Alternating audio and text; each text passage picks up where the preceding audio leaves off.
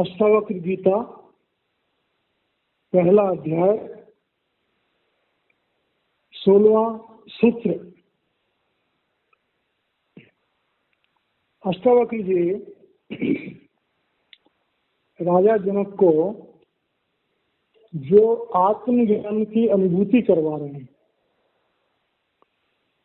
और राजा जनक ध्यान में बैठे हुए हैं और उनकी जो आंतरिक अवस्था है उसके हिसाब से अष्टावक्र जी उनको उस ज्ञान की अनुभूति के बारे में अपनी शिक्षा दे रहे हैं। त्वया व्याप्तम इदं विश्वम त्वयि प्रोक्तम यथार्थतः शुद्ध बुद्ध स्वरूपस्थम मा गमः क्षुद्र चित्तताम। अब आत्म अनुभूति जब किसी इंसान को होती है तो सारे धर्मशास्त्र सारे महापुरुष कहते हैं कि हमारी जो चेतन सत्ता है जो सारे शरीर में फैली हुई है वो चेतन सत्ता एकाग्र होती है और हमारे शरीर में जो नीचे 5 चक्र हैं मूल चक्र, इंद्रिय चक्र, नाड़ी चक्र, हृदय चक्र, कंठ चक्र। जब आत्मा इन चक्रों को क्रॉस करके और आज्ञा चक्र पर स्थापित होती है तो वहां पर आकर के आत्मा को निज स्वरूप, जो आत्मा का निज स्वरूप है, जो शब्द रूप है और प्रकाश रूप है, आत्मा उसका अनुभव करती है। और जब आत्मा उसका अनुभव करती है और वहां पर उसे प्रभु का रूप, गुरु के स्वरूप में, जब आज्ञा चक्र पर उसका कांटेक्ट अपने सदगुरु के दिव्य स्वरूप से आत्मा जुड़ती है तो वहां से गुरु का आत्म स्वरूप शिष्य की आत्मा को आगे ले जाता है। तो आत्मज्ञान की अनुभूति का पहला एहसास आज्ञा चक्र पर होता है। आज्ञा चक्र पर हमारी चेतना पूर्ण रूप से जागृत तो नहीं होती है लेकिन हमारी मन इंद्रियां शिथिल हो जाती हैं। तो वहां पर जो है इस अवस्था के वर्णन कर रहे हैं कि जब हमारी आत्मा उस प्रभु के निज स्वरूप जो कि उसकी अपनी आत्मा का भी रूप है उसको देखती है तब उसे जो ज्ञान होता है उस ज्ञान का एनालिसिस, उसका डिस्क्रिप्शन अष्टावक्र जी राजा जनक को बोल रहे हैं कि त्वया व्याप्तम इदं विश्वम। अब इस बात को समझ ना हो तो हम ये देखें जैसे पानी की एक बूंद होती है और उस एक पानी की बूंद को अगर माना हम समुद्र में डाल दें तो वो पानी की बूंद समुद्र का हिस्सा बन गई तो वो पानी की बूंद समुद्र होगी। तो वही बात यहाँ कह रहे हैं कि जब हमारी आत्म जागृति होती है, जब हम अपने आत्मा के निज स्वरूप को देखते हैं तब हम देखते हैं कि समस्त ब्रह्मांड उसी एसेंस से बना है जिससे हमारी आत्मा है। और इसी के बारे में कहा गया अहम ब्रह्मास्मि, किसी ने कहा अहम ब्रह्मास्मि, किसी ने कहा अनल हक। तो ये अवस्था जब आई है तो मतलब राजा जनक को आत्मज्ञान की अनुभूति अब हो रही है। तो आत्मज्ञान और परमात्म ज्ञान आपस में एक रूपता है। अब आत्मज्ञान और परमात्म ज्ञान में संसार उसकी अनुभूति कैसे होती है तो कह रहे हैं त्वयि प्रोक्तम यथार्थतः। तब हमें ये पता लगता है कि प्रभु की जो समस्त रचना है हम उसका एक हिस्सा है। मतलब हम इस बड़े समुद्र की एक बूंद है, हम उस समुद्र का हिस्सा है, उससे जुड़ते हैं तो हम समुद्र हैं, और इंडिविजुअलिटी में देखते हैं तो हम उस समुद्र का एक हिस्सा है। हम प्रभु की बनाई हुई जो माला है जिसमें समस्त ब्रह्मांड पिरोए हुए हैं, उस माला का हम एक मन का है। शुद्ध बुद्धि स्वरूपस्तुम, और शुद्ध बुद्धि कहते हैं कि जहां पर हमारे जो दोष होते हैं माया का, तो माया के जो दोष होते हैं वो दूर हो जाते हैं। शुद्ध बुद्धि हम तभी कह सकते हैं दोषों से रहित है। अब इसकी भी दो अवस्थाएं, आज्ञा चक्र पर जब हम आते हैं तो हमारा पिंडी शरीर और पिंडी इंद्रियां, काम, क्रोध, लोभ, मोह, अहंकार खत्म होते हैं, और यही जब आत्मा ब्रह्म प्रदेश में जाती है तब वहां पर संकल्प विकल्प सब खत्म हो जाते हैं। तो कह रहे हैं कि भाई तुम अब है जनक, तुम अब ये समझ लो कि जो तुम्हारी आत्मा है वो परमात्मा का अंश है, और तुम प्रभु के उस समस्त ब्रह्मांड के उस माला रूप में पिरोए हुए एक मिनके के समान, तुम भी प्रभु का ही अंश हो। माँ गमः क्षुद्र चित्तताम, और तुम्हारे दिल में जो मन इंद्रियों की, मनुष्य होने की जो भावना है, क्षुद्र, तुच्छ, ये हम लोग तुच्छ प्राणी हैं। जब तक आत्मा मन इंद्रियों के साथ जुड़ी हुई है, विषय विकारों के साथ जुड़ी हुई है, तो हम तुच्छ हैं। गुरबाणी में आता है कि हम नीच से उत्तम भय भाई। जब हमारी आत्मा शरीर में नीचे चक्रों से, काम, क्रोध, लोभ, मोह, अहंकार से उठ करके और आज्ञा चक्र पर आती है, तो वहां हमें पता लगता है कि जब हम पिंडी मन में थे, पिंडी शरीर में थे, तो हम तुच्छ थे। तो राजा जनक कह रहे हैं कि भाई अब तुम जो है इस पिंडी शरीर से ऊपर आ गए हो, पिंडी इंद्रियों से ऊपर आ गए हो, अब तुम्हारा जो रूप है वो शुद्ध हो गया। दूसरे में कह रहे हैं निरपेक्षो निर्विकारो निर्भर शीतलाशय अगाध बुद्धि अक्षुब्धो भव चिन्मात्र वासनः। अब उस आत्म स्वरूप को जो राजा जनक महसूस कर रहे हैं, अष्टावक्र जी कह रहे हैं कि अब तुम ध्यान से समझो कि तुम्हारा जो अंतःकरण है, भाई आत्मा मन के साथ जुड़ी हुई है। जब तक ब्रह्म का देश पार नहीं होगा तब तक तो आत्मा अकेले नहीं है। जब मन जुड़ा हुआ है तो थोड़ा ऊपर जाते हैं तो वो अंडी मन हो जाते हैं, अंडी मन में वासनाएं कम होती है, अंडी शरीर होता है। तो कह रहे हैं निरपेक्षो। अब जब पिंडी शरीर छूट गया तो हमें अपेक्षा किस बात की, क्योंकि अंडी शरीर में वहां पर ये दुनिया का भोजन नहीं चाहिए, दुनिया के कपड़े नहीं चाहिए, दुनिया के मकान नहीं चाहिए, वहां तो प्रकाश और शब्द रूप है सब कुछ। अष्टावक्र जी कह रहे हैं कि अब तुम महसूस करो कि तुम्हारी कोई अपेक्षा नहीं है, निर्विकार हो, और तुम्हारे अंदर जो विकार है, काम, क्रोध, लोभ, मोह, अहंकार है, अब वो नहीं है। निर्वरा। अब निर्वरा का मतलब है कि भाई हम उस अवस्था में पहुंच गए हैं जिस अवस्था में आत्मा एक तो स्वरूप है, आत्मा स्वनिर्भर है, परमात्मा से उसका लिंक है, लेकिन वो स्वनिर्भर है। और दूसरी बात कि ये संसार जिस चीज पर निर्भर है, आत्मा उसका रूप है। और शीतलाशय, शीतल आशय मतलब शांत स्थान। जब हमारे अंदर में, अंतःकरण में काम, क्रोध, लोभ, मोह, अहंकार, दुनिया की वासना खत्म हो जाती है तो हमारा चित्त शांत हो जाता है। तो अब हमारा अंतःकरण जो है एक शांत स्थान बन गया है जनक। अब तुम देखो तुम्हारे अंतःकरण में एक अगाध शांति आ गई, अगाध बुद्धि। और अब तुम्हारी जो बुद्धि, देखो ये समझने वाली बात है, बुद्धि और विवेक, जब तक हम ब्रह्म देश तक हैं तब तक बुद्धि प्रधान है। बुद्धि मन की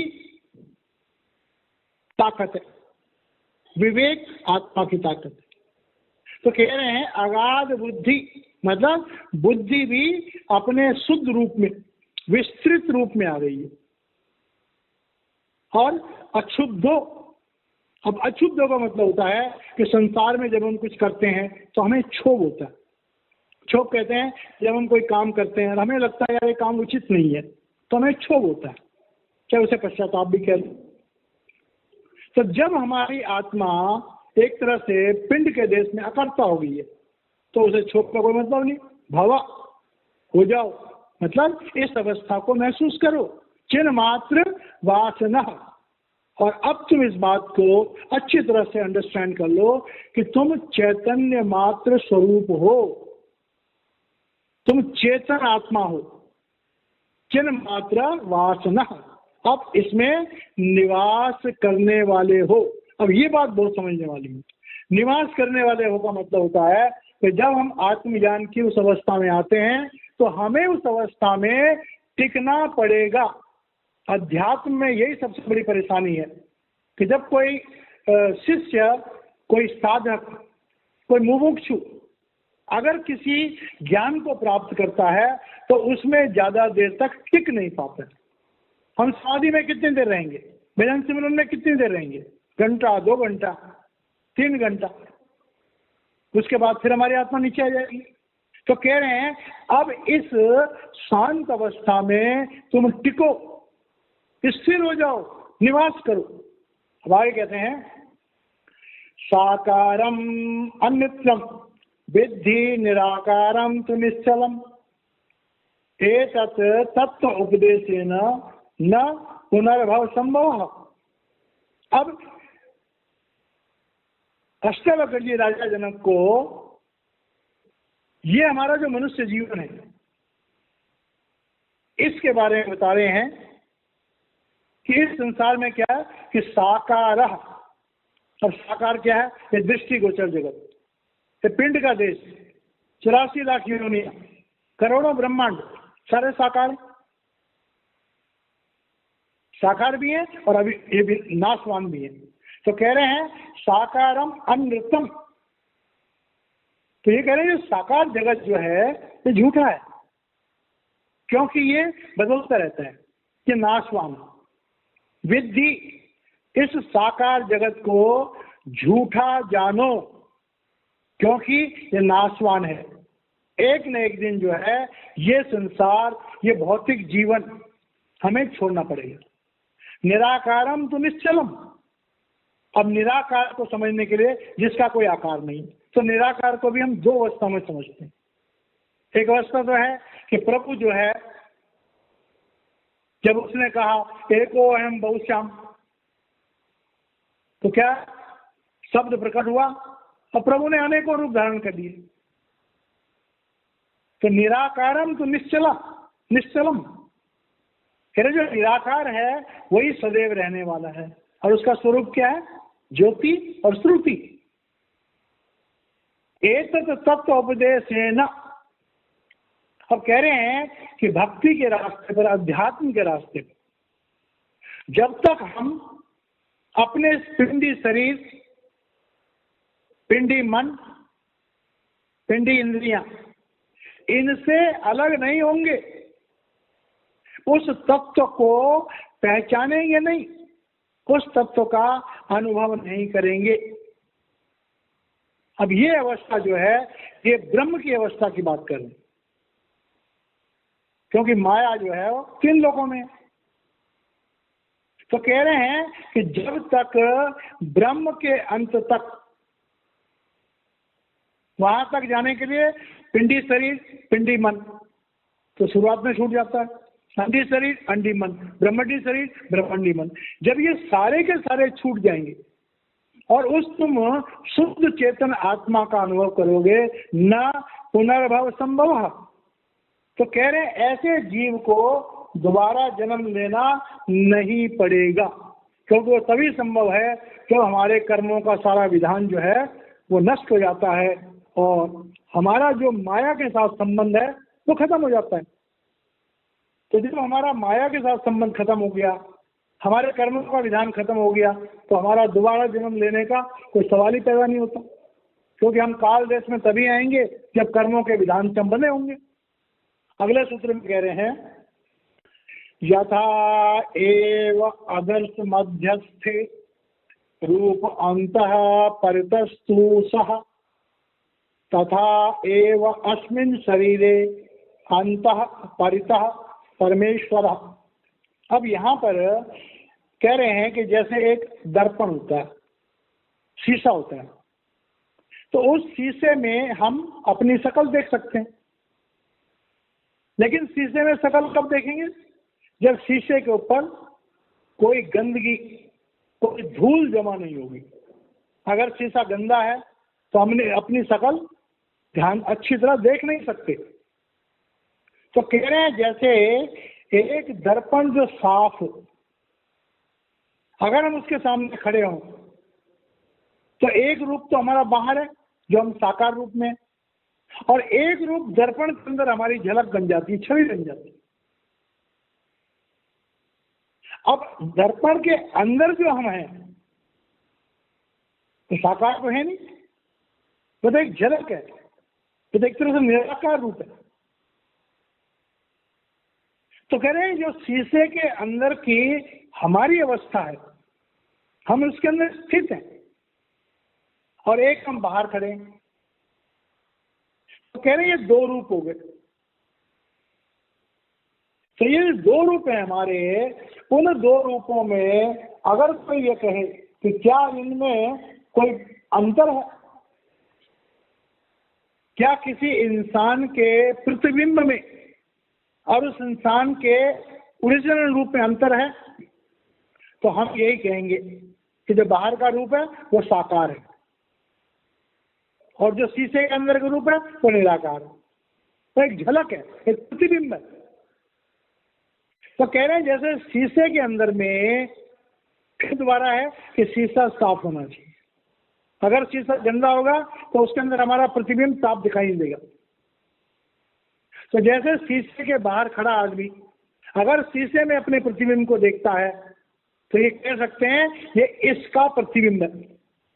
तो कह रहे हैं तथा एव अस्मिन् शरीरे, इसी तरह से जो मनुष्य है उसके अंतरात्मा है, अंतःकरण है। तो अंतःकरण जब हमारा साफ हो जाता है, इसके लिए एक शब्द आता है कि दिल का हुजरा साफ कर जाना के आने के लिए। कबीरा मन निर्मल भया जैसे गंगा नीर और पाछे पाछे हरि फिरे, कहत कबीर कबीर। तो कह रहे हैं कि इस शरीर में जिन इंसानों का अंतःकरण पवित्र होता है, जिनका अंतःकरण पवित्र होता है, उनके अंदर उस परमात्मा की झलक दिखाई देती है।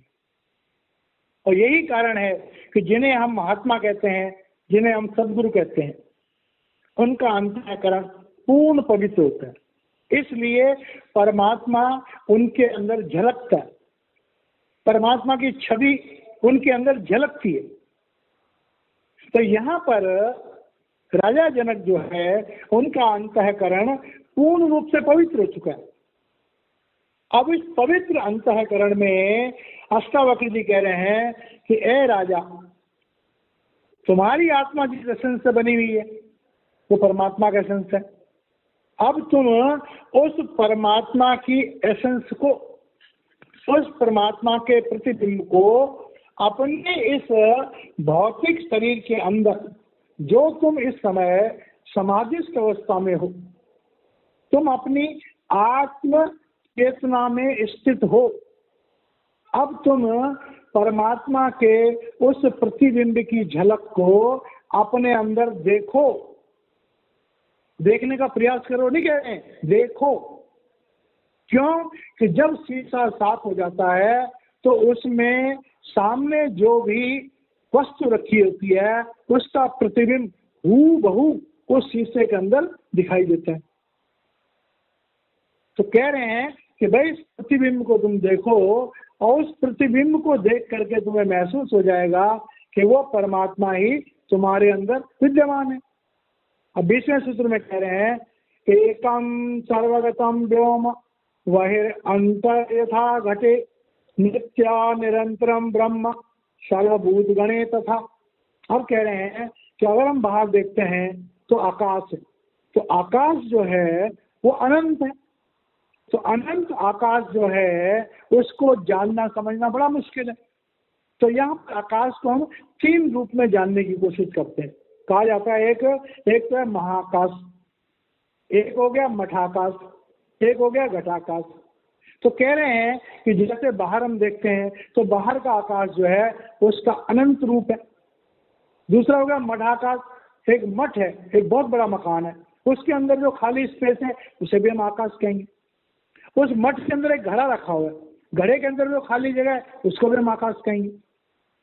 तो जब हम आकाश की बात करते हैं तो ये आकाश जो है शब्द रूपी शक्ति से भरा हुआ है। गुरबाणी में इसका शब्द आता है कि शब्दे धरती शब्दे आकाश शब्दे शब्द भया प्रकाश सगली सृष्टि शब्द के पाछे नानक शब्द घटो घट आछे। तो इस समस्त आकाश में प्रभु का वो शब्द रूप है वो गूंज रहा है। तो कह रहे हैं एकम सर्वगतम व्योम बहिरंतरिता घटे, कि बाहर जो आकाश है, बाहर जो शब्द रूप है, अगर मकान के अंदर कोई खाली जगह है वहां भी शब्द गूंज रहा है। और इस तरह से अगर घर में एक घड़ा रखा हुआ है तो उसके अंदर भी शब्द गूंज रहा है। सारा जो इतना भी ओपन स्पेस है ये शब्द से भरा हुआ है। ये वायु भी जो है ये भी शब्द का रूप है। तो कह रहे हैं नित्य निरंतरम ब्रह्म सर्वभूत गणे तथा। तो कहते हैं वो परमपिता परमेश्वर, वो परमात्मा, वो ब्रह्म जो कि ज्योति स्वरूप है और शब्द स्वरूप है। इसी तरह से वो परमात्मा ज्योति स्वरूप में और शब्द स्वरूप में समस्त ब्रह्मांड में, समस्त जीवों में, समस्त 84 लाख योनियों में, कण कण में वो परमात्मा विद्यमान। गीता में भी आता है कि ईश्वर सर्वभूतानां हृदय से तिष्ठति अर्जुन। तो इस तरह से अष्टावक्र जी राजा जनक को आंतरिक अवस्था में स्थित होते देख करके उन्हें अपनी तवज्जो को, अपनी चेतन सत्ता को मन इंद्रियों से उठा करके मूल चक्र, इंद्रिय चक्र, नाभि चक्र, हृदय चक्र, कंठ चक्र क्रॉस करके अजना चक्र पर आकर के वहां प्रभु के उस ज्योति स्वरूप और शब्द स्वरूप में लीन होकर के पिंड, अंड और ब्रह्म को लांघने की बात कर रहे हैं। अब ये बात करते करते 19 सूत्रों में अष्टावक्र जी ने राजा जनक को ये आत्मज्ञान कैसे प्राप्त होता है इसकी प्रैक्टिकल ट्रेनिंग दी। खाली बातें नहीं करी, प्रैक्टिकल ट्रेनिंग दी और अपने सामने उनकी आत्मा को त्रिगुणातीत कराया। तो ये 20वां सूत्र है और यहाँ पर जो है अष्टावक्र जी का जो राजा जनक को ज्ञान देने का जो प्रावधान था तो यहाँ पर पूरा होता है। पहला अध्याय खत्म होता है। हम वाणी को विराम देते हैं, बाकी अगले प्रवचन में। जय महाराज जी।